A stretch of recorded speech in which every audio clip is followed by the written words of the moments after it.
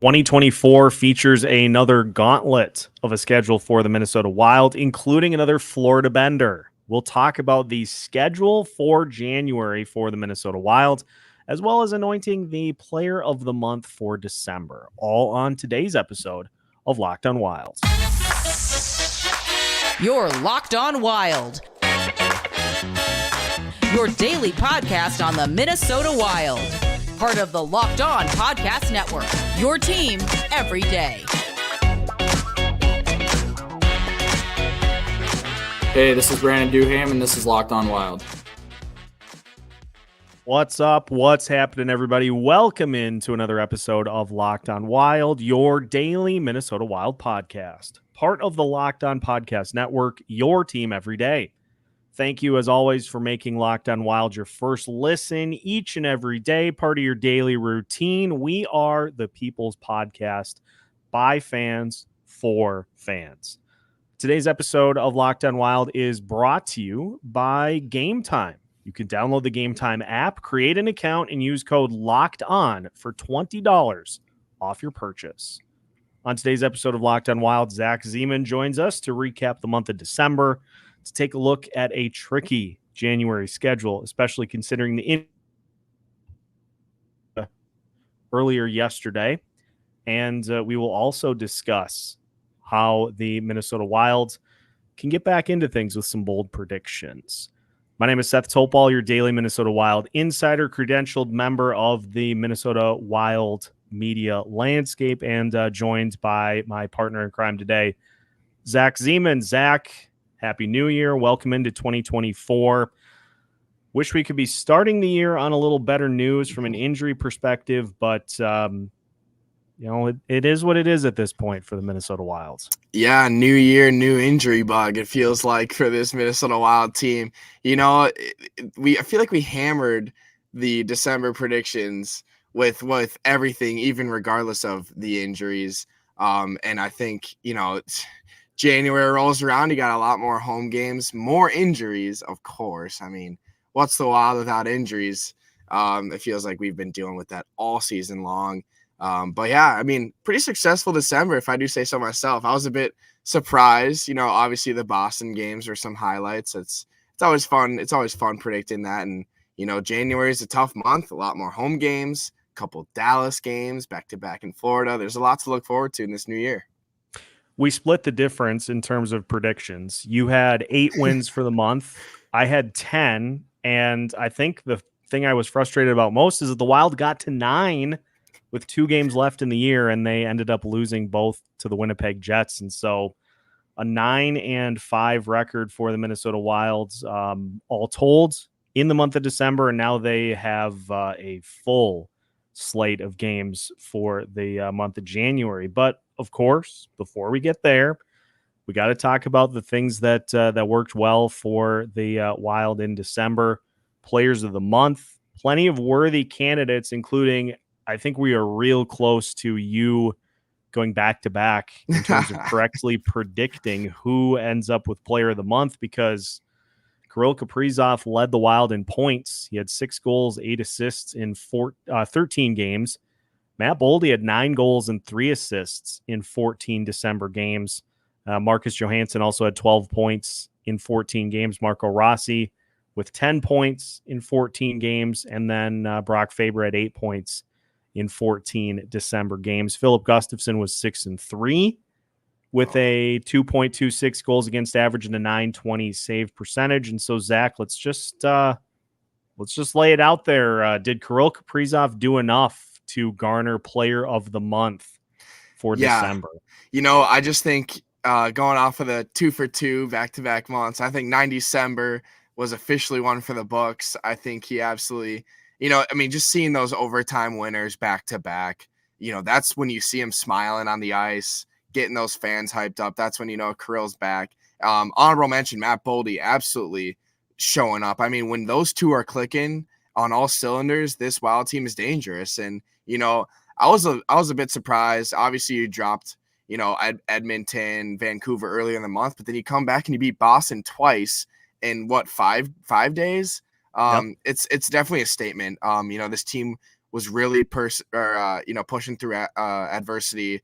And I just think from that Gustavsson record, 6-3 in those 9 games, that's all you can ask for a goaltender like him. Obviously now he's week to week, which is probably the most frustrating phrase of all time for Wild fans, because you really don't know what's going to happen with, both Kirill and Gustavsson are week to week, but obviously with Filip Gustavsson out of the lineup these next couple weeks, Fleury's going to have to make a name of himself. I mean, he has been, he's breaking records, 1,000th game, obviously huge congratulations, but Gustavsson, it's a big bummer. There's a huge piece to the puzzle in December, and to see, I mean, I'm going to say Boldy, Gustavsson, definitely 2 huge honorable mentions, but I think 9 December is where it ends.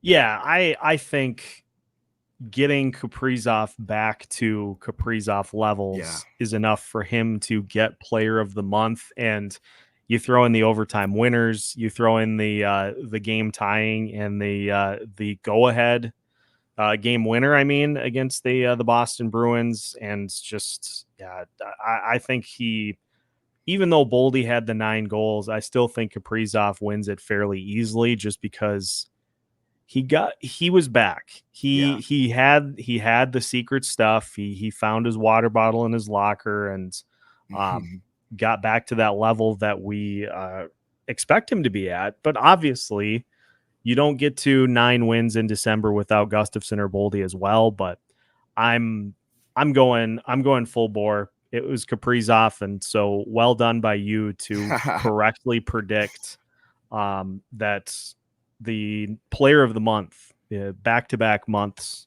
just...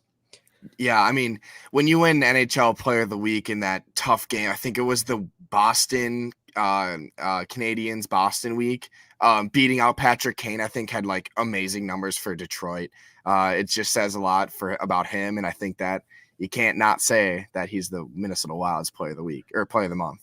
I think I had Boldy as mine, and so I wasn't far off. I wasn't as far off as my previous prediction was. So I'll take progress in that. Yeah, aspect. I mean, you said 10 wins. I said 8 wins. They finished with 9. I said Kirill 9 December, and you said Boldy, and boom. I think Locked On Wild absolutely crushed that prediction episode.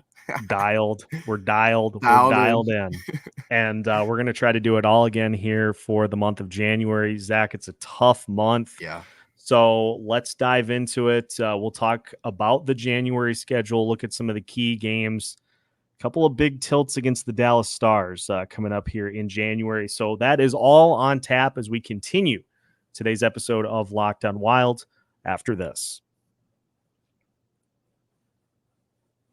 Today's episode of Locked On Wild is brought to you by Game Time. Are you looking to live in the moment a little more in 2024? Maybe that includes hopping on to your favorite team, in this case, probably the Minnesota Timberwolves, because they've been off to such a hot start.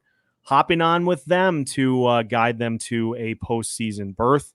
It may end up being a couple of let's go to the game days, and there's nothing worse in those instances than trying to find tickets, finding them either too expensive, or buying tickets and going to the event and finding out you got a pillar in front of your seat and you can't see a thing. Game Time's here to erase all of the same day ticket buying woes and make your game day experience as stress-free as possible. Game Time offers great last-minute ticket deals, as well as views of every seat in the venue. Yes, before you even purchase your tickets, you can see where you will be located and what you'll see from your seat with Game Time. Take the guesswork out of buying tickets with Game Time. Download the Game Time app, create an account, and use code LOCKEDON for $20 off your first purchase. Terms apply. Again, create an account and redeem code LOCKEDON for $20 off. Download Game Time today. Last minute tickets, lowest price, guaranteed. Welcome back to today's episode of Locked On Wild. Once again, we thank you for making Locked On Wild your first listen each and every day. We are your team every day, and we are the People's Podcast for fans by fans. Seth Topal joined by Zach Zeman here today.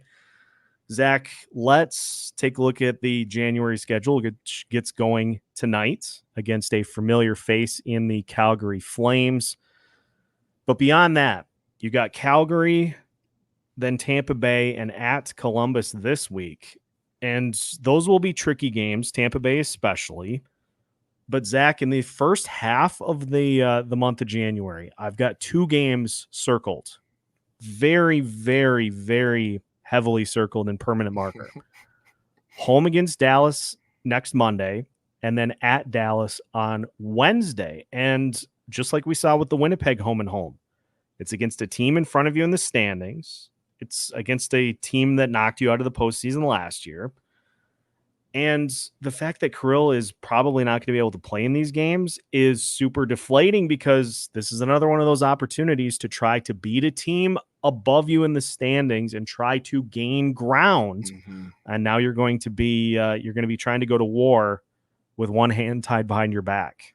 Yeah, I mean, it just feels like whenever this team gets somehow over a road bump, a new one begins. And that's exactly what they're about to face in the month of January against some powerful opponents. I mean, I was shocked last month when I said I was probably going to lose both against Boston, and they came back and won both. And now you get Dallas both times. But these two are different because they're divisional opponents. And I think the narrative here is Fleury is going to get the nod for like a majority of these games. And, obviously every NHL fan knows his ability to steal hockey games.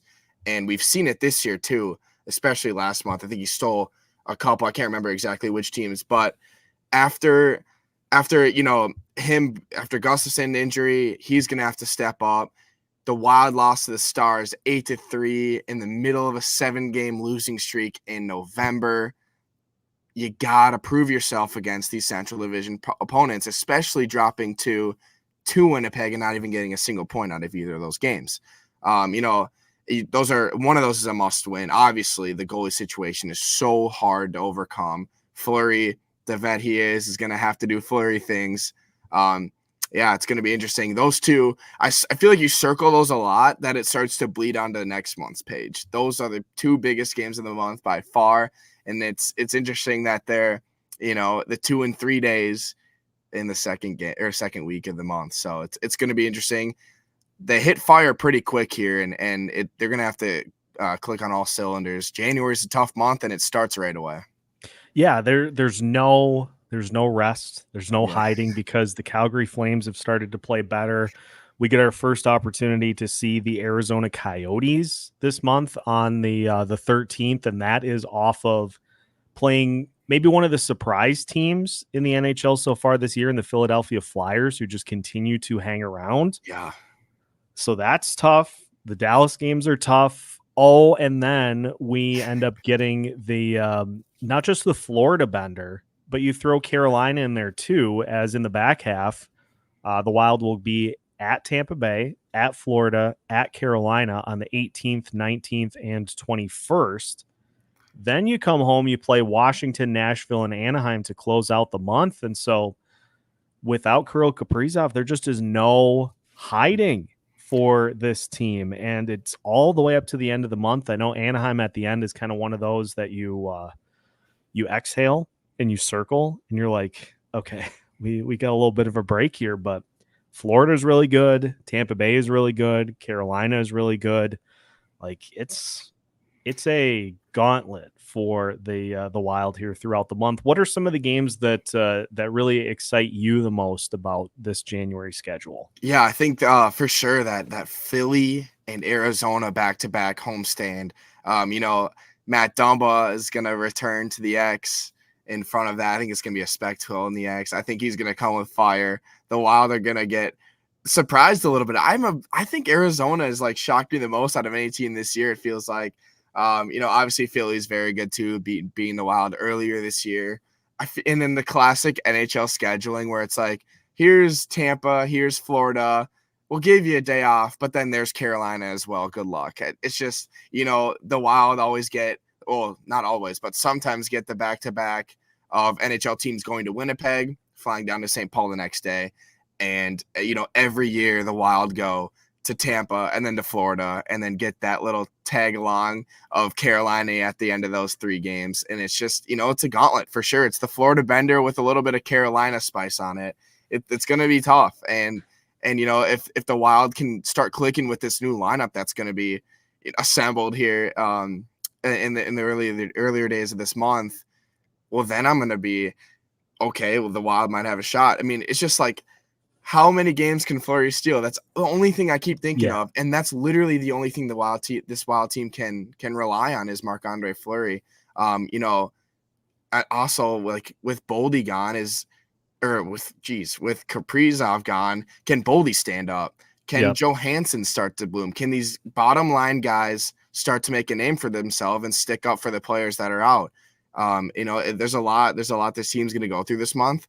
Obviously the home games are a pretty big deal. I feel like the Wild have not played a lot of home games. I don't know the specific stat on that, but they're one of the worst team, or I don't know how to phrase home games. Fewest home games. There you go. I mean, I just keep talking here, but it's true. And I think the home games matter when you can stay home, like through those, I think it's like the 11th through the 17th. And then they go away to Florida. Those are some big, regrouping games, staying in home of Minnesota.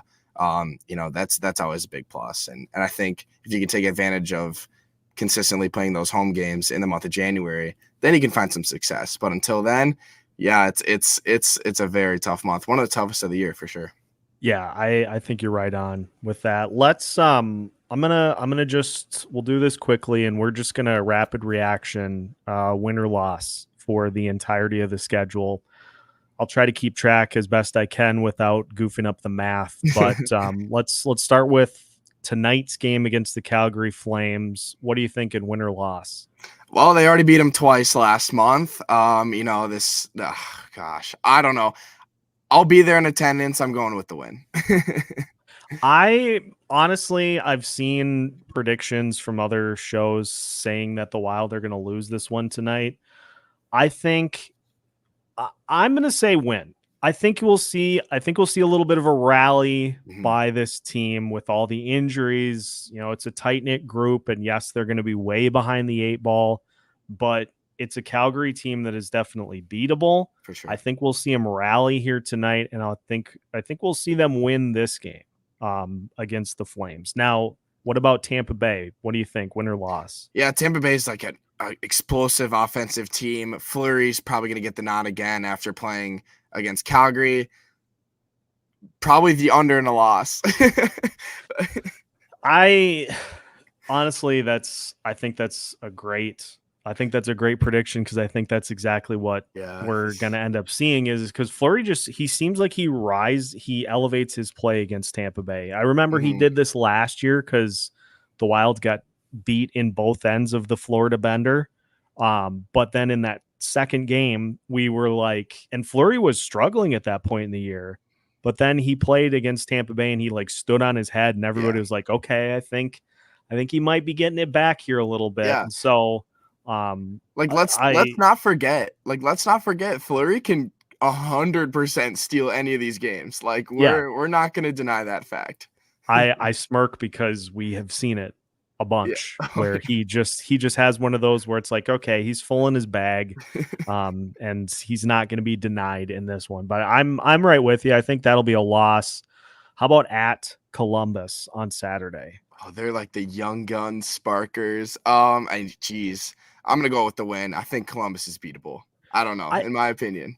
I'm gonna go with the win here too, because when the Wild played them at XL Energy Center, this was still when they were in the slow lumbering giant walking in the meadow kind of a thing. Now that they're not playing that style, I think they'll be able to keep up with the speed of the Blue Jackets more regularly than simply trying to stop them. So I'll say win there because they got some key pieces that are out of the lineup. Hey, so do we. So 2-1 there. Home against Dallas and at Dallas. What do you think about the two Stars games? I mean, I said against the Boston Bruins that they might have dropped both I think one of these has to be a win. I'm not Yeah. saying it's going to be, but it has to be. You have to sneak away with Dallas. We've been saying this all year. It's like I feel like the Wild haven't had a healthy roster since so long ago. And it's just like, it's going to be one of those things where it's like, you got to like sneak out with a point, especially against Dallas.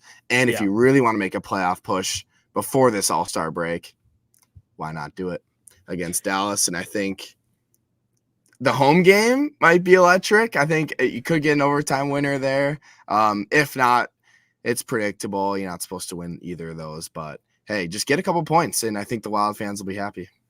See, this is one where if you're going to continue to climb, you probably got to get 3 out of 4 points in those 2 games. But realistically, with the players that are out at this point, honestly, I'm going to be happy with a point. Get one of those games to overtime against the Stars. Maybe steal one. If you can get it to overtime, get it to the shootout, get a win, and get 2 points. But I'm not super optimistic because just like with Winnipeg, Dallas is very deep. Yes, they do not have Jake Ottinger right now, but their lineup's very deep. And that presents some problems for a Wild team that is missing several key pieces. So I'm not optimistic there. I will say, for the sake of keeping this easy, I'll say 0-2 against Dallas. So the Wild go into then Philadelphia, Arizona, and the New York Islanders to get to the middle of the month. Zach, home against Philly, home against Arizona, home against New York. What do you think about those 3? I think you gotta beat Arizona. I don't even know what team Philly's gonna come with on that day. I haven't really looked at any of these other teams' schedules. I remember looking at Boston's before they came to St. Paul, and I was like, well, they're on a back-to-back. There might be a goalie change. They might drop it. But yeah, I mean, if Philly comes with that, I feel like I don't even know where to start. But hey, Philly's a dominant team. They're like different this year. They're just, I feel like these contracts over the offseason that they were getting, I think it was, I can't remember who. Oh my goodness. Anyway, they're like a weird team to me. I think they have the ability to beat the Wild. But hey, if it doesn't happen, then you have to beat Arizona. I think you can really pounce on Dumba and show them why, or all these fans are going to be excited to see him back. I think that's going to be a fun one. Minnesota, you have to beat Arizona there. I think you can beat the Islanders as well. I don't really view them as much of a threat, but hey, if it's 2 out of the 3 of those, it better be against Arizona and the Islanders for sure. Yes, you are spot on there that, it feels like you got to beat Arizona in that home game. So I will say, I think 2-1 in that stretch, which gets us to 4-4 heading into the back half of the month. And we'll wrap up with that. We'll talk about who we think will be player of the month for January as we finish today's bonus episode of Locked on Wild after this. Today's episode of Locked on Wild also brought to you by FanDuel Sportsbook. The NFL regular season is wrapping up, but there is still time to get in on the action with FanDuel, America's #1 sportsbook. Right now, new customers get $150 in bonus bets guaranteed when you place a $5 bet. That is $150 in bonus bets, win or lose. The app is incredibly easy to use, and there are a ton of different ways to bet, such as same game parlays, which you can find live during the action of your favorite team. You can find bets in the new Explore tab, which makes it easier to sift through. If you have a particular prop bet you're looking for, you can search them out. You can also make a parlay in the Parlay Hub, which is the easiest way to find the most popular parlays. Now, for the Minnesota Wild here tonight, they obviously are taking on the Calgary Flames. And rather than go with your standard money line, honestly, if you put $5 on the Wild, who are -104 on the money line, then you can put something else down on anytime goal scorers. My favorite prop bet to look at: Joel Eriksson X +150, Matt Boldy's +165, Nazem Kadri's +200. Those are some good options for you to maximize your winnings with FanDuel. So head to FanDuel.com/lockedon and make your first bet a layup. FanDuel, official partner of the NFL. Final segment of today's bonus episode of Locked On Wild. Once again, we thank you for making Locked On Wild your first listen each and every day. We are your team each and every day, and we are the People's Podcast for fans by fans. Seth Topol and Zach Zeman finishing things out here. All right, Zach, we're 4-4 to the midway point of the month. Then we get the Florida Bender at Tampa Bay, at Florida, at Carolina. What do you think about that 3-game stretch? I think the Wild need to take advantage of those 2 days off, head into Tampa healthy and strong from beating the Islanders, hopefully, and take it to Tampa. And I think that they have the ability to beat the Lightning. I think the Lightning are like struggling against the Wild in Minnesota, but I feel like it's the complete opposite when they play in Tampa. So you got to come with a healthy team. If you win that one, then hey, I wouldn't even be mad if you lost to Florida. And then Carolina is just there to add more to the mix. I mean, I don't even want to know what's going to happen in Carolina. They're electric. Obviously, they've lost like 13 games as of the time we're recording this episode. They're unbelievable. Tampa, a little bit worse record than Florida. Take advantage of it. Go into Tampa, win that one, and then you can drop the next 2 or get a point out of the next 2. And I guess that's all you can ask for with this Wild team right now. I'm going 1-2, and I'm picking, because I'm a maniac, I'm picking the Wild to beat Carolina but lose to Tampa Bay and Florida. It feels like that kind of a season. And so that's what I'm going with, which gets us to I completely agree. 5-6. 5-6 on the season. Then the Wild come back home, Washington, Nashville, and Anaheim to close out the month. What do you think about those 3? Washington snuck by Minnesota in Washington in that long shootout earlier this year. I think the Wild can take advantage of that and really come back home, feel refreshed, and beat the visiting Capitals. Nashville, man, they're interesting because it's like John Hines' former coach, and I think that John Hines is gonna get these boys rallied again. And we saw what happened in Nashville earlier, but let's do the same in Minnesota. Those last 3 games. I mean, and then there's the Anaheim Ducks. The Anaheim Ducks are the Anaheim Ducks. Those games at home have to be wins, and it's going to be really frustrating if they beat Washington, lose to Nashville, and beat the Ducks. Yes. Because that divisional game at the end of the month is crucial, especially with Dallas earlier. Obviously, it's tough to beat Dallas. And then you get Arizona. Hopefully, you can win one there. But those are the only like 5 or 4 games that matter is Dallas, Arizona, and Nashville. And I think that if you lose to Nashville there, the panic button's going to sound a little bit, and it's not going to be a good recipe.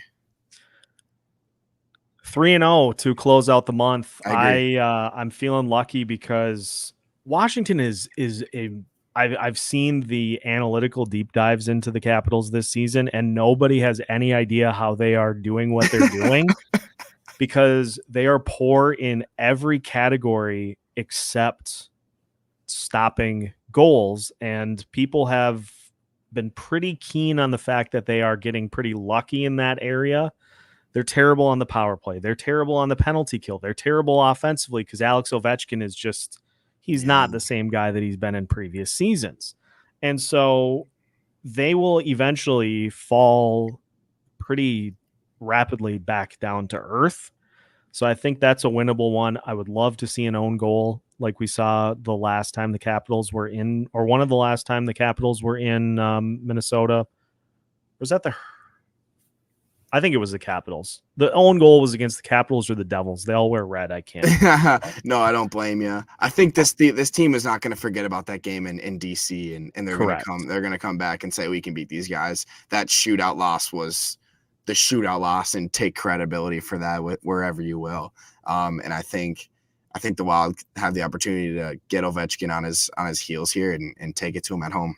Yeah, I fully agree. So 3-0, that finishes the month at 8-6, which I would take.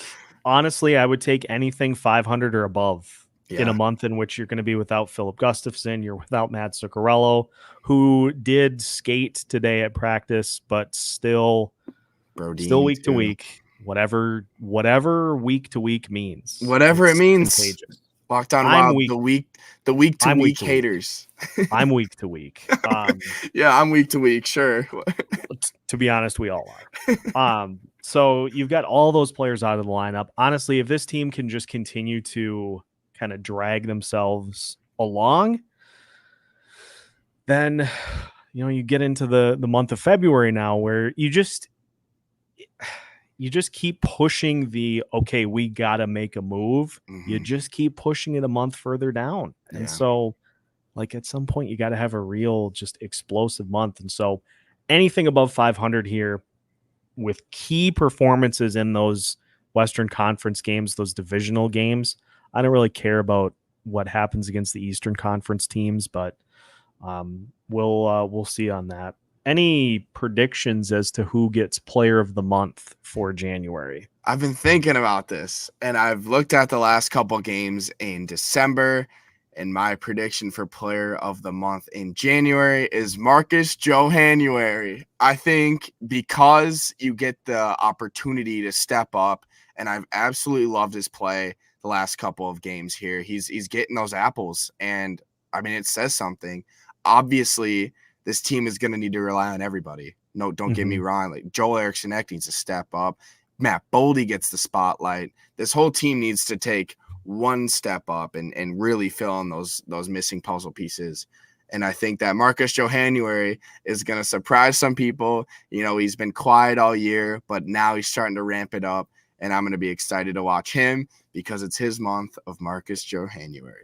I like that. It rolls right off the tongue, and I probably should, in that sense, have waited to predict this particular player for the next month because it just would have made this way easier. But I am going to predict that Marc-Andre Fleury will be the first goalie to win Player of the Month, courtesy of Locked On Wild. I think we'll see. It's like in Frosty the Snowman. There must have been some magic in that old silk hat they found. Love it. There must have been some magic in those pads, those just elite pads that Fleury has, and I think we'll see some fun from Fleury here this month to just try to keep this team in the conversation. That's really all you can do at this point. A goalie who's a backup, chasing historical records, and has the opportunity to basically start every one of these games in the month of January. It's going to be exciting.